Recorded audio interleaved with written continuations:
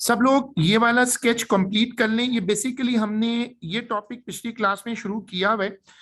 अब ये जो स्केच है ये कहता है कि ऑब्जेक्ट की वेलोसिटी ओवरऑल तो ओ से लेकर ए तक बढ़ रही है। अब देखो यहाँ क्या लिखा हुआ है, ए बी पर नीचे क्या लिखा हुआ है, पढ़ो। What is written on A B? Yes, A B पर लिखा हुआ है कि एक्सेलरेशन 0 है। अब ए बी पर एक्सेलरेशन 0 कैसे है? ए बी पर एक्सेलरेशन 0 कैसे है? क्योंकि ए से लेकर बी तक वेलोसिटी का ग्रेडियंट है, और ग्रेडियंट आपको पता है क्या चीज होती है। जब लाइन स्ट्रेट हो जाएगी तो ग्रेडियंट कांस्टेंट हो जाएगा। तवज्जो बोर्ड पे रखिएगा। ए से लेकर, बेटा बात लो, ए से लेकर बी तक वेलोसिटी कांस्टेंट है। ए से लेकर बी तक वेलोसिटी कांस्टेंट है। अब बताओ जब वेलोसिटी कांस्टेंट होती है तो एक्सेलरेशन क्या होता है? What is acceleration when velocity is constant? Zero होता है। तो आज का पहला कॉन्सेप्ट ये स्केच है, और ये बेसिकली डिस्कस हो रहा है एक रिवीजन के तौर पर। When something is falling through air, its velocity increases and then velocity becomes constant, which is called terminal velocity. Repeat करो. When something is falling through air, its velocity initially increases, then velocity becomes constant, and when velocity becomes constant, acceleration becomes zero. This is a case of terminal velocity. और हमने पिछली class में distance time के sketches पूरे जो थी एक screen copy की थी, और जैसे मैंने कहा कि हम स्केचेस को लेकर चल रहे हैं। अब आप एक लाइन छोड़िएगा और ये वाली हेडिंग डालिएगा। बेटा उसका पिक्चर ले लो, काफी देर से मैंने छोड़ा हुआ है, तो हमें आगे जाना है। या इनसे ले लो कॉपी कर। चलिए अब हेडिंग डालिएगा स्पीड और वेलोसिटी टाइम स्केचेस। ये हमारा आज का अगला टाइटल है। एक हम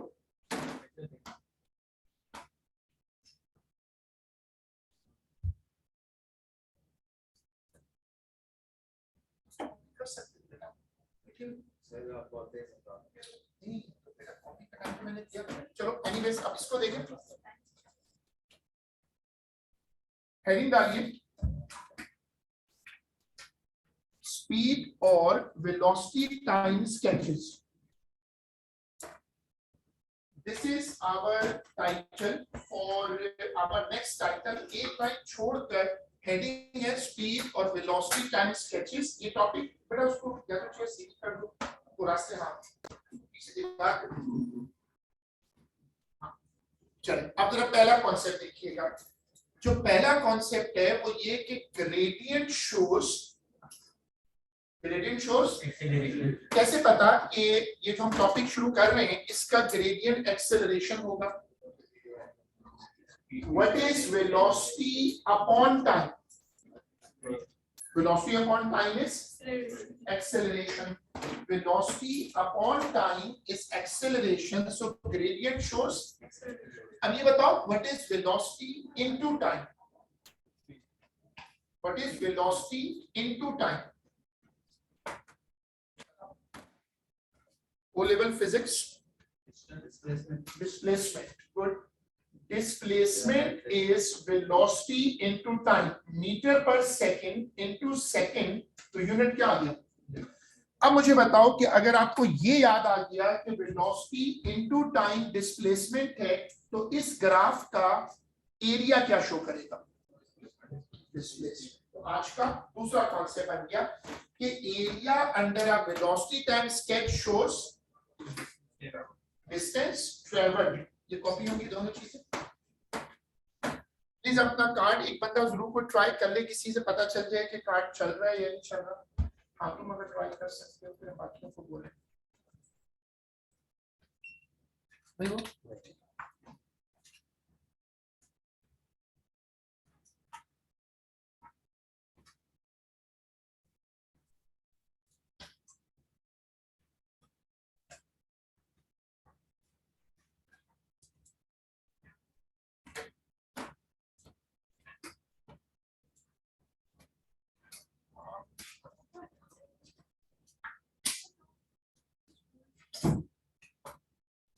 Now we put our third concept. This is basically a collection of important sketches, velocity time sketches.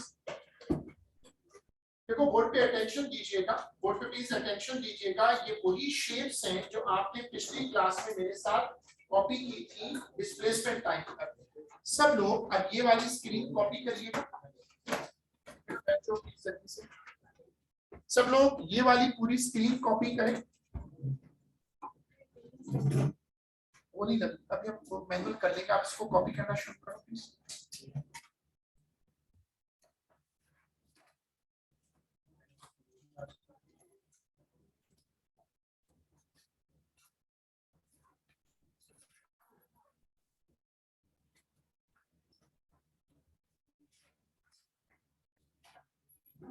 जगह बैठ जाएं सब लोग और प्लीज इसको कॉपी करना शुरू करें।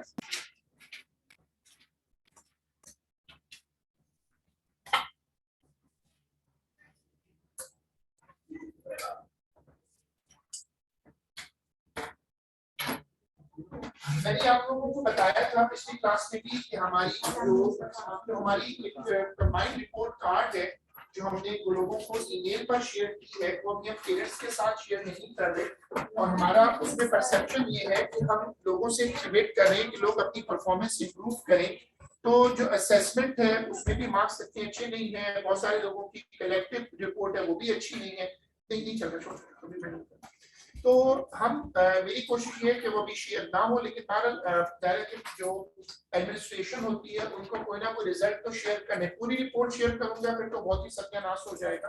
तो बट आई एम थिंकिंग हम एक बच्चे से इंडिविजुअली मैं कांटेक्ट कर रहा हूँ जिसके रिजल्ट बहुत खराब है, आप उसका मुझे जवाब दें, कोशिश करें कि रिजल्ट इंप्रूव करें। अगर पेरेंट्स को कोई रिपोर्ट एडमिन भेजता है, सपोज के असेसमेंट के मार्क्स भेजते हैं, तो आप अच्छी बात तो यही है कि आप अपनी सारी रिपोर्ट शेयर करें और उनको बताएं कि अभी स्टार्ट हुआ है, I am trying my best. ये ऑनेस्टी होती है, क्योंकि जो डिजिटल रिपोर्ट्स होती है उनका पर्पस ये होता है कि आप ग्रेजुअली इंप्रूव करें। अगर मैं आपसे व्हाट्सएप पे पूछता हूँ कि भाई आपके मार्क्स कम है, तो आप मुझे उसका जवाब दें कि ठीक है आप वर्किंग, आप अगली रिपोर्ट बेहतर होगी। हम हाइड एंड सीक नहीं कर सकते, अगर आप हाइड एंड सीक करते रहें तो फिर रिजल्ट्स इंप्रूव नहीं करते। तो I just want to make it clear कि अगर आपको रिपोर्ट ये भेजेंगे एडमिन वाले तो वो किसी एक का भेजेंगे, किसी एक असेसमेंट का या किसी इस तरह। अभी हम पूरी रिपोर्ट शेयर नहीं करते। सब लोग अब मेरे साथ प्लीज बोर्ड पे अटेंशन दें। I want to make some quick review of the sketches. जब हम बनाते हैं वेलोसिटी टाइम स्केचेस तो उसका ग्रेडियंट क्या होता है? जब हम वेलोसिटी टाइम ग्राफ बनाते हैं तो उसका ग्रेडियंट क्या होता है?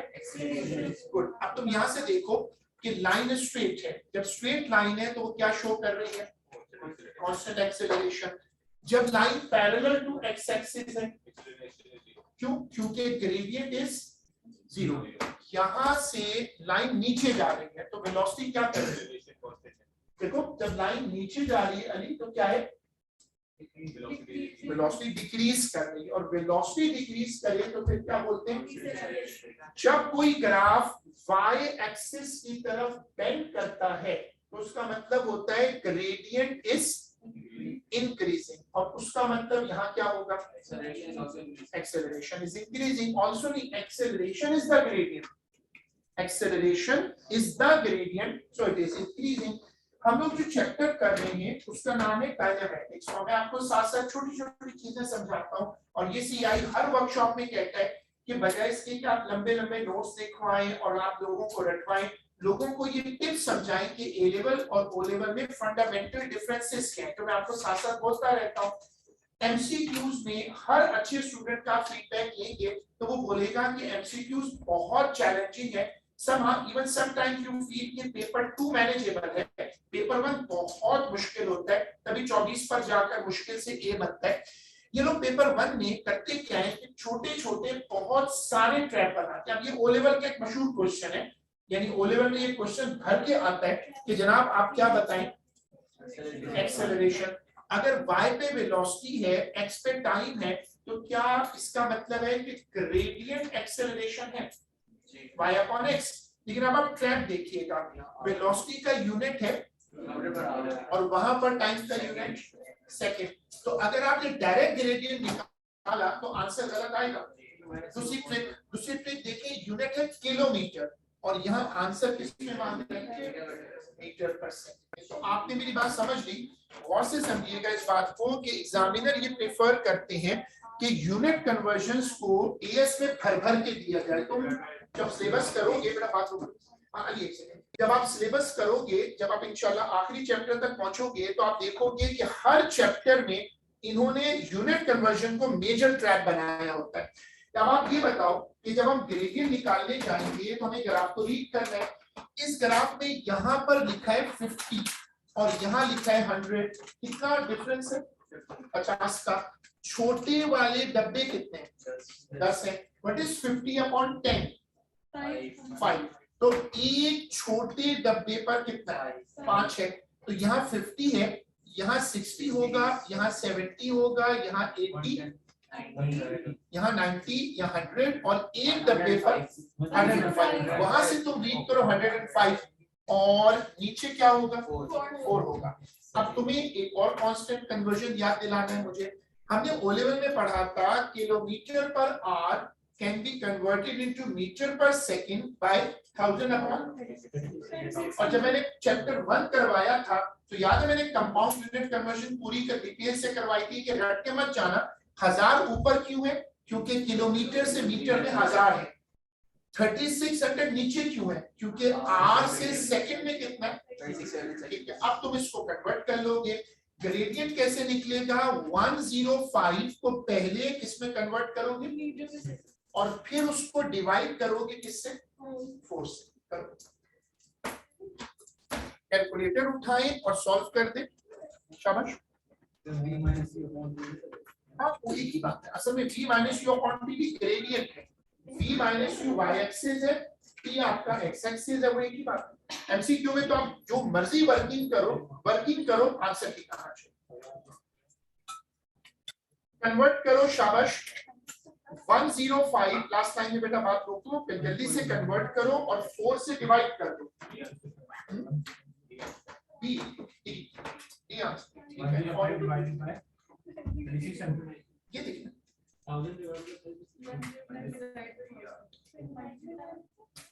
105 को कन्वर्ट करो वो आपका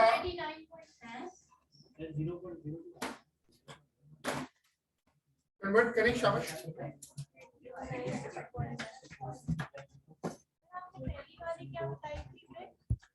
यहां पर 4 है और यहाँ पर यार बोलो नहीं प्लीज, वो ये बताया था कि ये वाला यूनिट आर है और ये वाला सेकंड है। बेटा शो नहीं करो प्लीज, शो नहीं करो ऐसा बेटा। 105 into 1000 अपॉन 3600 कर दो।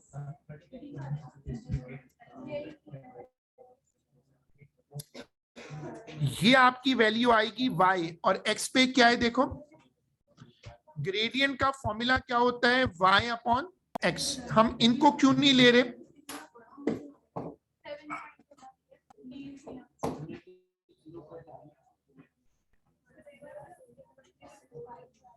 हाँ भाई कितना आ रहा है, ये मल्टीप्लाई और डिवाइड करके, सॉरी फाइनल आंसर।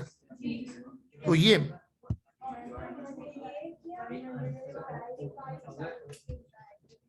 बोले बोले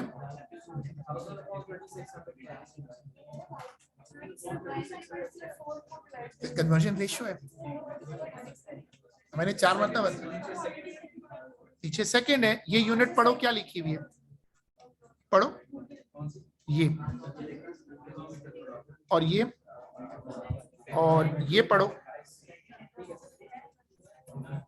चले यार, आधे लोग तो आपस में बहस कर रहे हैं 5 के ऊपर 4 के ऊपर, दिस इज अनफॉर्चुनेट। देखो जो मैंने कन्वर्जन बताया उसको साथ साथ समझो, इस बात को बार बार कहना पड़ता है कि देखो अपनी पिकअप की स्पीड बढ़ानी पड़ेगी। आपको ए लेवल में ये बात हर बार सुनने को मिलेगी कि भाई सेशन का टाइम ही नहीं है, अभी आपके पास बस ये अक्टूबर खत्म है, नवंबर में मिड टर्म का तमाशा होता है और दिसंबर में होता है। मिड टर्म की तैयारी तो नवंबर में करोगे ना भाई, कोर्स तो उसके मुताबिक खत्म करना है ना।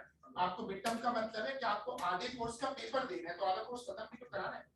तो मुझे इस बात की सपोर्ट करें कि जब हम क्वेश्चन रखें तो वो ब्रेक नहीं है। कुछ बच्चे माशाल्लाह बहुत अच्छा एफर्ट करते हैं, कुछ समझते हैं ब्रेक है, वो मैसेज करना शुरू हो जाते हैं, शोर मचाना शुरू हो जाते हैं कि नहीं करें।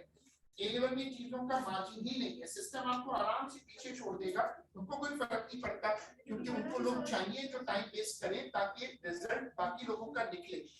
जो 2-3 लोगों ने आंसर बताया, इधर से 1-2 लोगों ने, वहां से भी 2-3 लोगों ने। अब देखिए जो आज का अगला कॉन्सेप्ट है वो बनाए।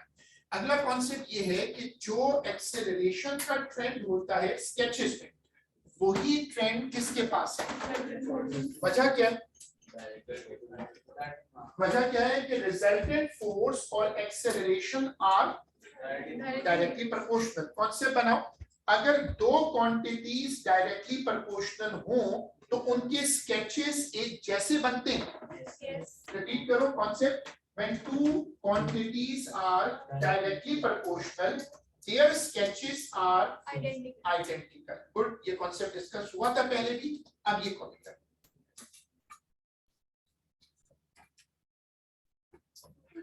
ये एमसीक्यूज का एक और फेमस ट्रैप है कि सवाल किसी क्वांटिटी पर हो लेकिन सवाल का जो लिंक है वो दूसरी क्वांटिटी से जोड़ दिया जाए। ये वाली स्क्रीन कॉपी करिएगा।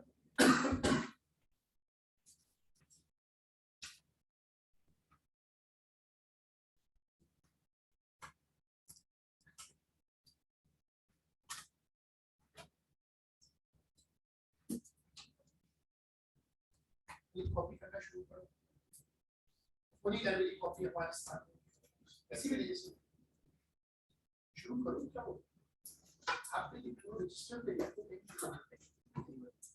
नहीं वो बोलेंगे ना कॉपी किसी को दिए वो आ जाएगा।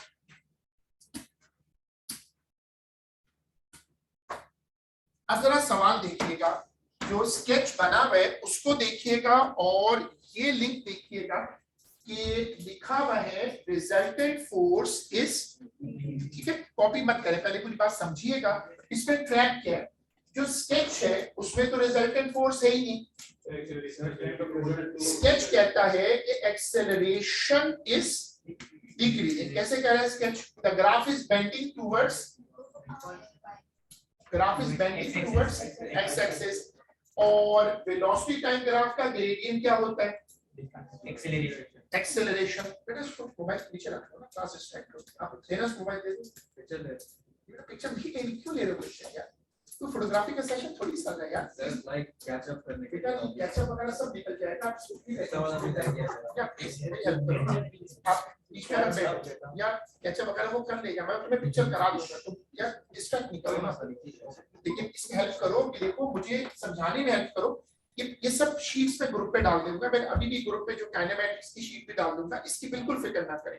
कोशिश करें कि आप जब सुन रहे हो तो सिर्फ सुने, कॉपी करने में जहां से टाइम कर देता हूँ, मुझे दोबारा समझाना है। अब मैं आपको पूछता हूँ कि जो अली ने बात शुरू की थी कि देखो ये ग्राफ एक्स एक्सिस की तरफ मुड़ेगा तो इसका मतलब gradient is decreasing. What is gradient of velocity time?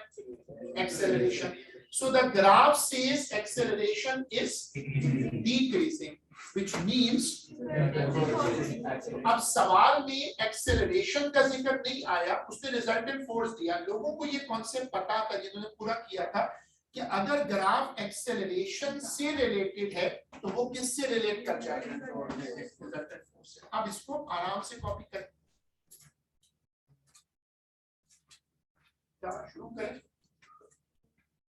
हर चीज को कोशिश करें कि खुद कॉपी करें।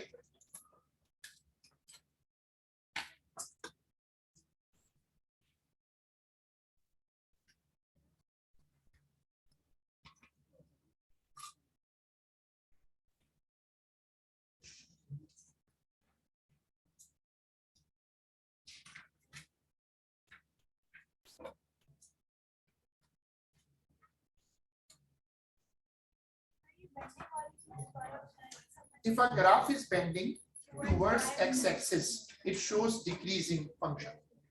ये तो याद है लेकिन ये ग्राफ कैसे समझ नहीं। वेलोसिटी अपॉन टाइम क्या होता है?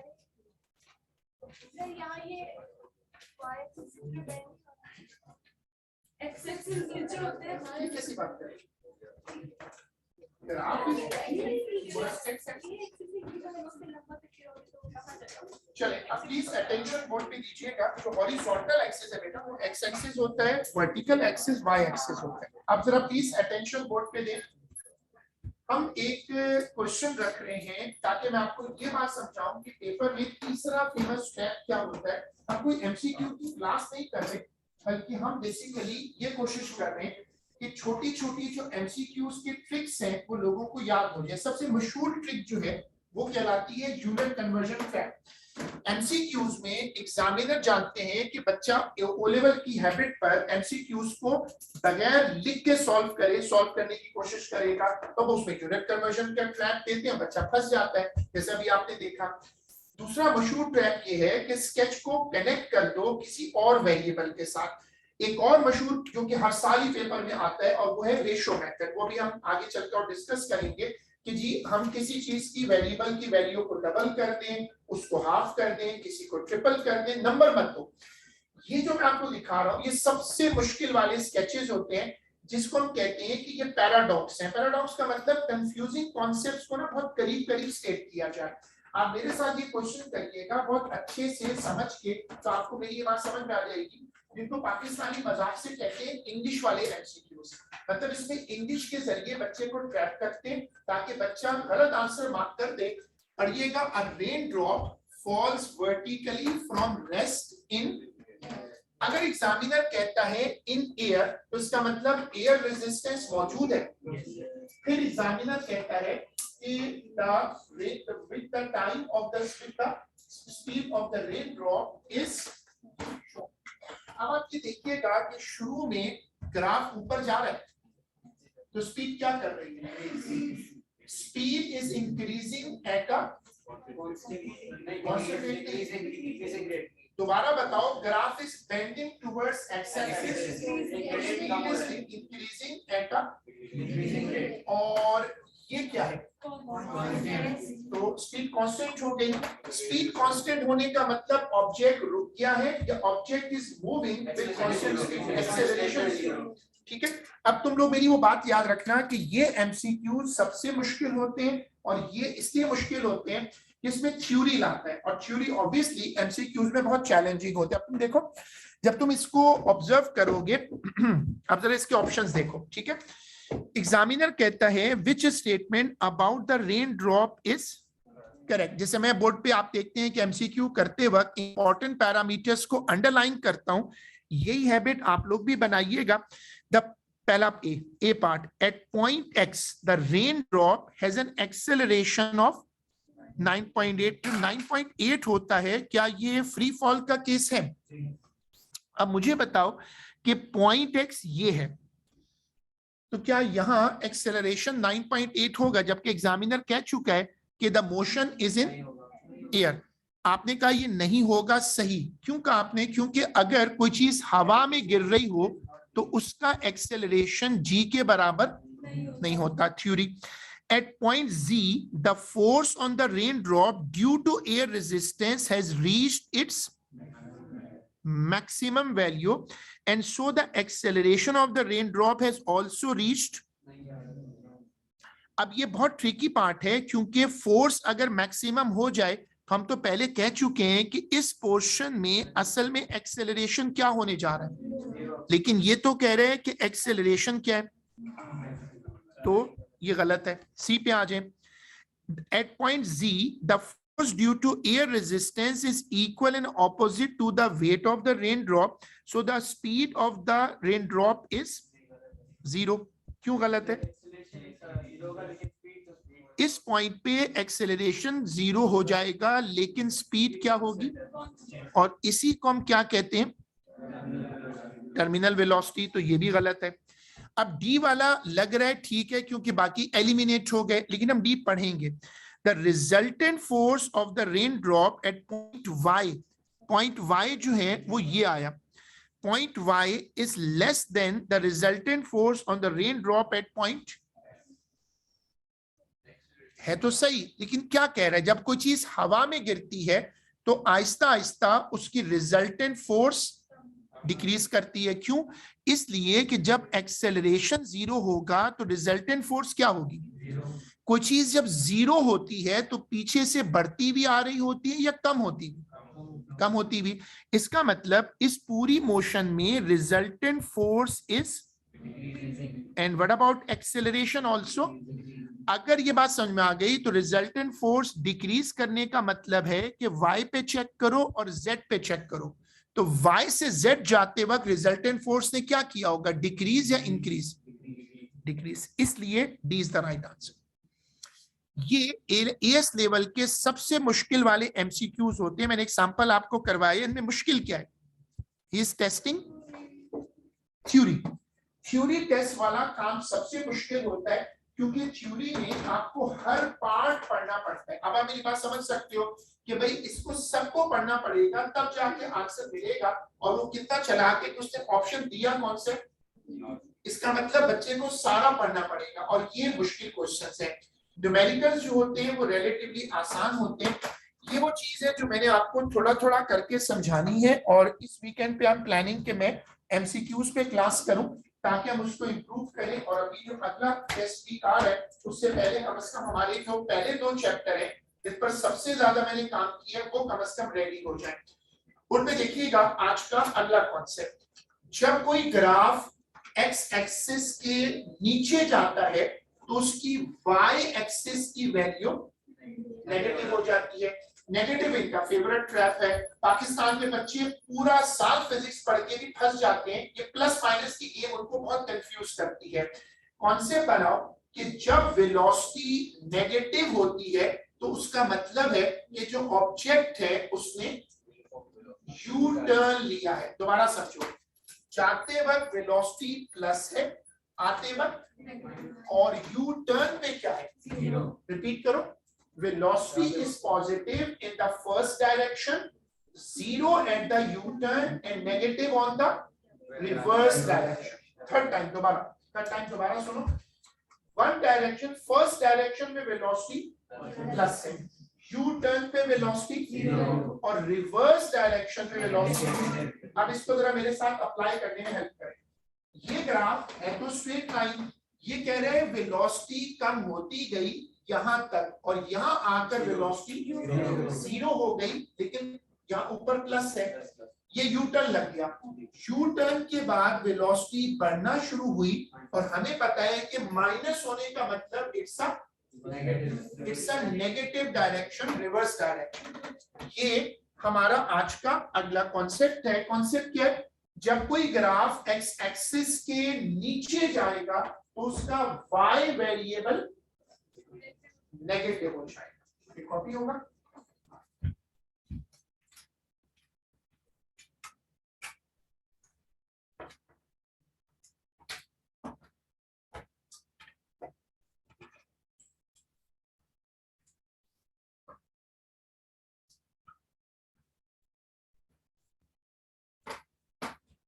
अब इसको अपने हाथ से कॉपी करें ताकि चीज आपको याद हो जाए।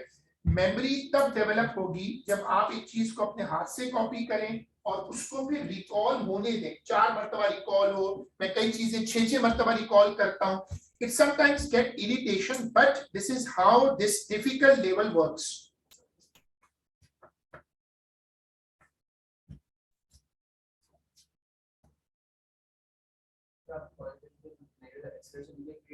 ऊपर जाती है वो मतलब स्पीड से कम होती है ग्रेविटी वजह से। हाँ, लेकिन तो ग्रेविटी केस नहीं, हॉरिजॉन्टल केस। जाते वक्त और आते वक्त वेलोसिटी का ट्रेंड ग्राफ से पता चलता है। वो फिर दोबारा समझो कि अगर किसी चीज को 0 होना है तो उससे पहले वो इंक्रीज कर रही होगी, डिक्रीज, डिक्रीज ही करेगी ना। Something is going to reach 0, it must be decreasing.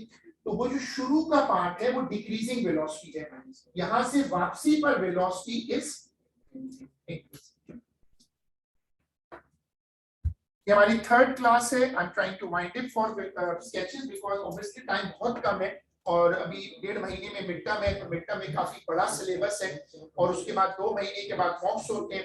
It's a very short course. आपको ये अडॉप्ट करना पड़ेगा कि आपको अपनी पिकअप की स्पीड, सबमिशन ऑफ वर्क की स्पीड बढ़ानी पड़ेगी। ए लेवल एक हाई स्पीड इशू है जो आपको अच्छे से अब सीख लेना है। 1.5 महीना तो हो गया।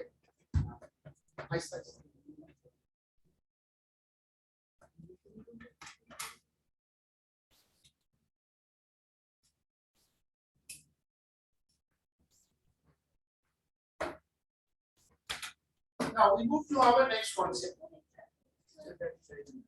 पिक्चर तो बात करें स्टार्ट इसमें ऑलरेडी क्लास का टाइम खत्म हो गया. I want to emphasize again that this confusing feature plus minus should be clear. When velocity becomes negative, it means object has taken a U-turn. After U-turn, velocity becomes negative. ठीक है? अभी मैं बाकी plus minus को दोबारा discuss नहीं करता, मेरे को कंफ्यूजिंग होगा. I want to put my next concept for today. This is another powerful tool for examiners to track people. That is the concept of area. ये sketch बना हुआ है velocity against time. हमें कैसे पता sketch देखकर कि इस sketch में U-turn है? वो नीचे गया है नेगेटिव में. गुड. जब ग्राफ नेगेटिव में गया उसका मतलब velocity becomes negative. When velocity becomes negative, it's a case of U-turn. अब सोच के बताइएगा जो कॉन्सेप्ट मैं अब आगे रख रहा हूं जो O लेवल में पढ़ा हुआ है. वेलोसिटी टाइम ग्राफ का एरिया क्या शो करता है? What is velocity into time? Distance. Repeat करो. वेलोसिटी टाइम ग्राफ का एरिया क्या शो करता है? डिस्टेंस या डिस्प्लेसमेंट कर लो, लेकिन distance travel is a good word to remember. अच्छा, अब यहाँ कितने डिस्टेंसेस या कितने एरियाज हैं? दो एरियाज हैं. एरिया जो ए लेवल का कॉन्सेप्ट है, area above x axis is the distance travel in one direction. Area below x axis is the distance traveled in the reverse direction. मैं कॉन्सेप्ट रिपीट करता हूँ, दोबारा सुनिएगा. Area above x-axis is the distance traveled in one direction, and area below x-axis is the distance traveled in other direction. A1 बड़ा है या A2 बड़ा? A1 बड़ा है. और क्या इसीलिए ग्राफ में वापसी का रास्ता छोटा दिखा है? कौन से बन गया? दिखेगा कि एरिया अगर ये बराबर उधर b माइनस से बिल्कुल उधर आके ऊपर ना स्टार्ट किए तो दोनों एरियाज बराबर होने चाहिए. दिखिएगा तो डिस्प्लेसमेंट अगर वापस जीरो से पढ़ रहे तो ये वापस प्लस कर नहीं. अली जो बात कर रहे हैं उसमें वो कह रहे हैं कि ये एरिया फिर साइज में से एरिया के बराबर होना चाहिए. ऊपर नहीं जाता. ऊपर जाने पर बड़ा होता है, समझ लो ना. ऊपर जाने पर तो उसको माइनस छोड़ना पड़ेगा. ऊपर तब जाएगा जब ये एडवांस वाली कहानी करे और यहाँ पहुंच के फिर यू टर्न करते हैं. सेम पॉइंट पे आएगा तो दोनों एरिया बराबर सेम है. बेटा रुक जाओ प्लीज, बार-बार ना कहना पड़े. इसमें लिखिएगा area above x axis, area above x axis for a velocity time sketch. देखिए मैं बार-बार रिक्वेस्ट करता हूँ लिखें, बैठे मत रहें. ये बहुत बड़ी बेवकूफी होती है कि मैं बाद में लिखूंगा, ए लेवल में बात नहीं आता. Area above x axis is the displacement, sorry, area above x axis in a velocity time sketch is the distance traveled in the first direction.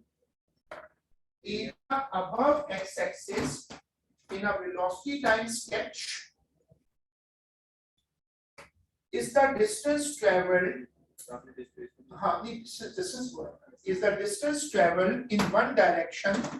The first direction is the distance traveled in the first direction while area below x-axis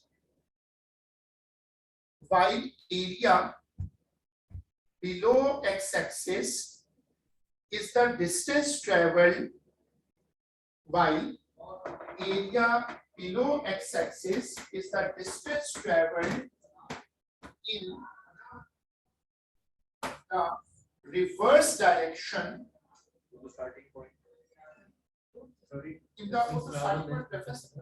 In the reverse direction.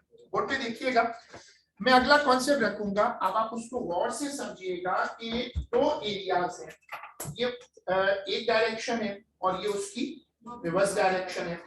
अगर आप 5 metre जाओ और 2 metre वापस आओ तो distance क्या होगा 7। 5 metre गए 2 मीटर वापस आए तो डिस्टेंस ऐड होगा 7। डिस्प्लेसमेंट 3 क्यों क्योंकि वो वेक्टर है।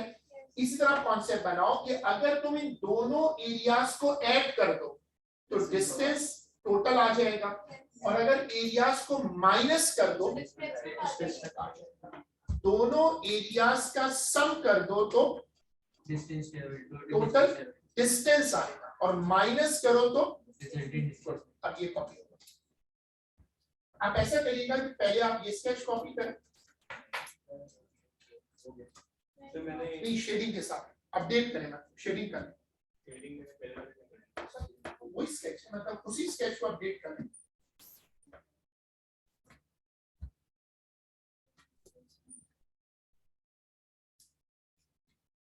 कोशिश करें कि खुद लिखें अपने नोट्स बनाएं और इस आदत से निकलें कि ये बहुत लंबा सेशन होगा। आप कुछ लोग सोचते होंगे कि आखिर 2-3 महीने में जबरदस्त चेंज आएगा, कुछ भी नहीं होता। तो कोशिश करो प्लीज कि अपने हाथ से चीजों को नोट्स बनाओ। जो चीज हम अपने हाथ से लिखते हैं एक्चुअली वही याद रहती है।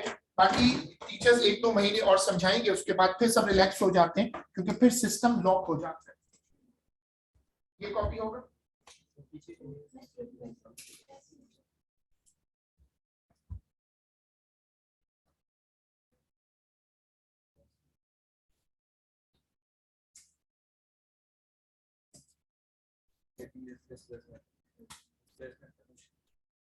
नहीं। देखो मैं तुम्हारा नाम नहीं याद अब्दुल्ला। अगर बेटा देखो असूल ये है कि हम जब कहते हैं डिस्टेंस या डिस्प्लेसमेंट दोनों को याद रखो कि डिस्टेंस स्केलर है और डिस्प्लेसमेंट वेक्टर है। ये फर्क रखो कि तुम अपनी मर्जी से यूज करो। जब तुम 5 मीटर गए और 2 मीटर वापस आए तो तुमने कहा डिस्टेंस 7 है क्योंकि वो ऐड हुआ, डिस्प्लेसमेंट माइनस हो जाएगा, बस ये फर्क। ये दोनों चीजें मैचिंग। अब जैसे दोनों ने क्वेश्चन पूछा कि हर अच्छे स्टूडेंट को मसला आता है और तुम इसको अच्छे से क्लियर करो कि जब तक तुम यू टर्न नहीं करते डिस्टेंस और डिस्प्लेसमेंट में कोई फर्क नहीं है। ये सारी प्रॉब्लम तब होती है when you take a U turn. और अब अगर आप इसको समझ जाए तो आप आज के अगले कॉन्सेप्ट को जो मैंने एक्सप्लेन किया आप इसको कॉपी करें। Until you take a U-turn, there is no issue with distance, there is no issue with displacement. ये कॉपी होगा नहीं ये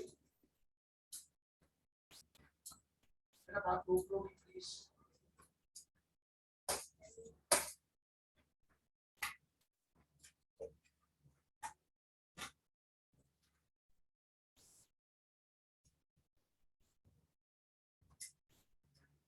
Putting my next concept of looking to be going towards the end of the class and putting this concept, और ये concept ऐसे हैं मैंने 3 classes दी हैं जो बहुत बड़ी कॉस्ट होती है जब आपके पास टोटल 5 महीने का सेशन हो 12-13 चैप्टर्स के लिए।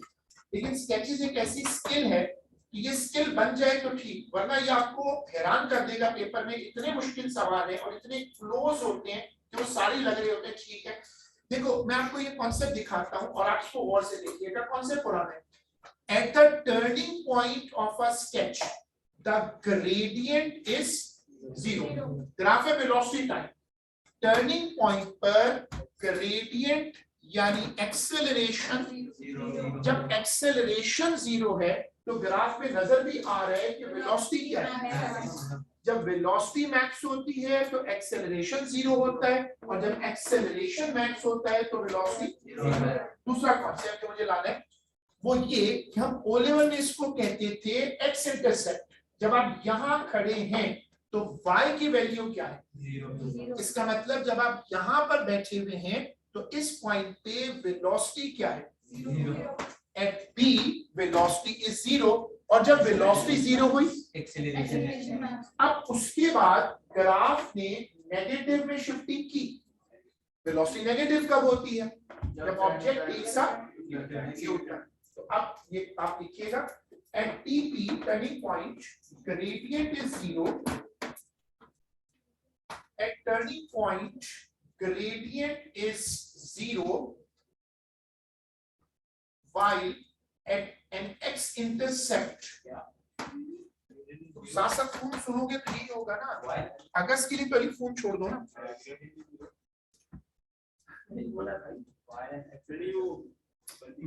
इग्नोर कर दो ना, कॉल अटेंड ही नहीं करो। अगस्त में फोन करेंगे तो जवाब नहीं दे सको। अभी मैडम क्या था बोला? At turning point, the radiant is 0, while at an x-intercept, y variable is 0. At an x-intercept, y variable is 0.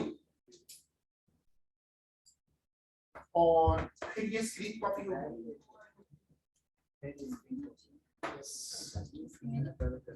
कुछ नहीं होता, तुम उस पे कैसे कर्व एरो बना के बता दो, फिर उससे वहां से एक एरो बना के शो कर दो कि जो तुमने पहले कॉपी किया वो किससे रिलेटेड। कॉपी करें सब लोग जल्दी से, इतना बात नहीं करो प्लीज गर्ल्स, आप दोनों प्लीज। ये लोग पूरी क्लास में कंटिन्यूअस ना बोलो, थोड़ा बीच में गैप दो।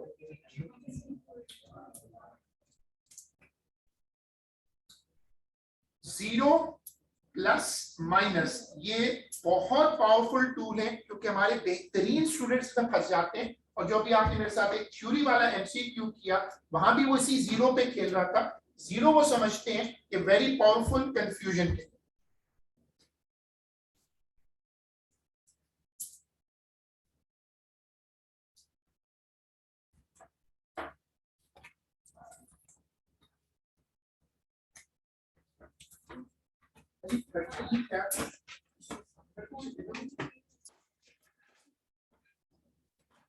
आराम से इसको कॉपी करें। हम अटेंडेंस कॉल करवा रहे हैं, अटेंडेंस का जवाब दे दें। अब्दुल समी आता तो है, ग्रुप बना के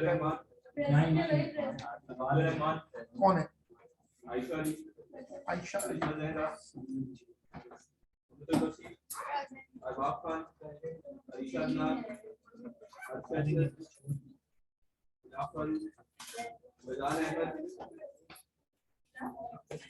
गुरमीत बसवानी पहले अपना आंसर